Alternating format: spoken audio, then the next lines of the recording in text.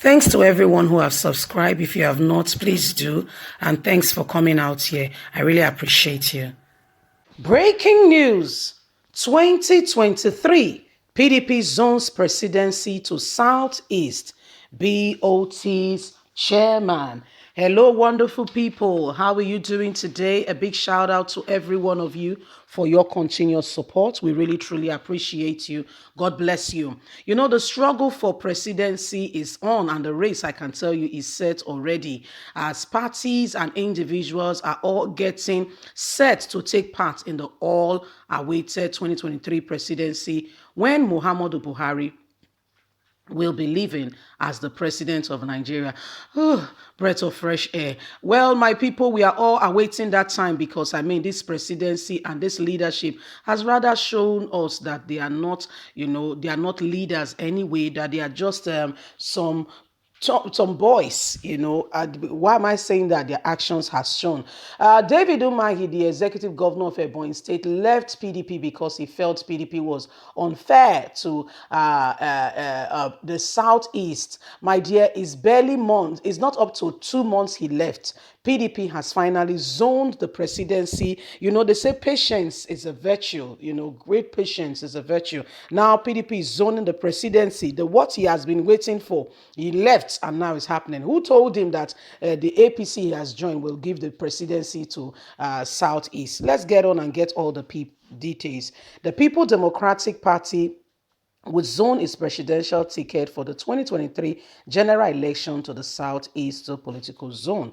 This was disclosed by the chairman of the board of trustees of the party, Senator Lami Jabiri, on Friday at the party National Youth Summit held in Accra, the Anambra state capital. Jobrim, who praised the leadership potentials of youth and indeed Igbos in general, said PDP will give Igbos the highest position in this country. Nigeria is in the hand of Igbos now.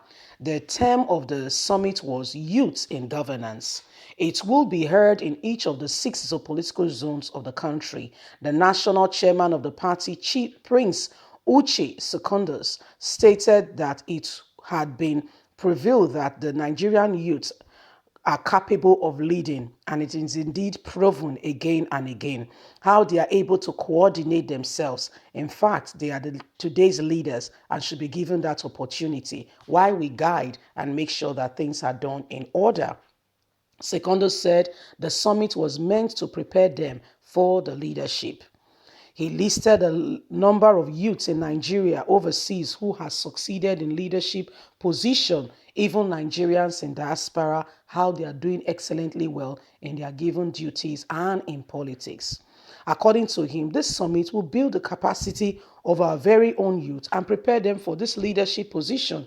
Youths everywhere are catalysts for development, and we want to prepare our youth through this summit to be able to withstand the challenges of leadership. We are here today in Anambra State as a starting point. We will move to the other political zones and prepare our youth, their hearts all ready for leadership. We will use this summit to prepare to compare notes with our youth. It is not a rally, but a brainstorming section. APC has failed in leadership and also failed in giving the youth a space in their party. Nigeria is in a mess, but we urge you to be patient and law-abiding. And we think, indeed, we have found a way forward for this country. PDP remains the hope for Nigeria, and we are handing over leadership to the youth. That is what PDP will do. Hello, youth. This is a wonderful development coming from the People Democratic Party. I know that we form our own political party and all that, brilliant. But we must also follow a structure that is already on ground that works. If the youth are going to absorb every one of us, like our very own brother Davido has already signified interest already in your politics. Politics in Nigeria, that's why they call it a dirty game. They make it so much so that you are not able to raise your head. In the sense that do you know how much it is to pick up a nomination form? Investigate is millions, is not in the hundreds, is millions of nairas, I can assure you. So they make it so much so that the common man Even if he has an interest, he's been groomed, he has the potential, is a talent in him to give leadership, cannot. They make it so, it's so a position that they have come for that they've left for the elites. And guess what? That whole perspective is changing because we're going to change the narrative and we're not going to allow it to be business as usual. They've done it and gotten away with it for so long. But guess what? It's the dawn of a new day and things are changing. And with the youth, we are taking over.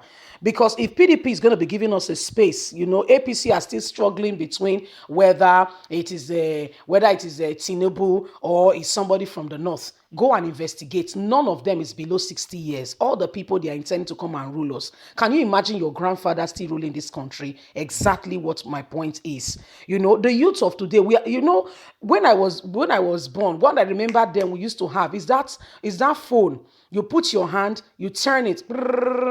We have that television that has, like a cover. You close the television. That was what we had. My father's car then, what we call tortoise car, Volkswagen. That was what we had. But guess what? Before I was 10, things were already changing. I got home one day, we've gotten a new TV. It was no longer that black and white and TV starting by 4 o'clock, bam, bam, bam, NTA. And you watch Taste by Moonlight and all that. No, things were beginning to change. Gradually, I began to see that, it was in my very presence, we began to have DSTV. So times have changed, but guess what? Nigeria is still in that, the leadership we have today is still in that position where we are using, that telephone, you put your finger, you roll it through and you wait. You go to 2, you roll it through and you wait. That's the stage, that's the stage our leaders still are. And they want to govern people who are already technocraft. The technology, just for example, I'm not encouraging cybercrime. We stand against it. It's criminal for you to try and swindle somebody off his hard-earned money. No matter what, it is not acceptable. But what are we talking about? A young boy can be inside his room and can be controlling millions, collecting money from somebody's pocket. No extra curriculum activity. What do you think is happening? It's technology. The power in those days, that's not possible. You have to be on ground to be able to carry out that kind of level of whatever. But guess what? The leadership we have is still in that age. But PDP is now creating an opportunity that we come in terms on speed to where we need to be today. So guys, what do you think? The ball is in our court. PDP is inviting youth to come along. Leave us a comment. Let's hear your thoughts on all. God bless you. Have a fantastic and a lovely day. Bye for now.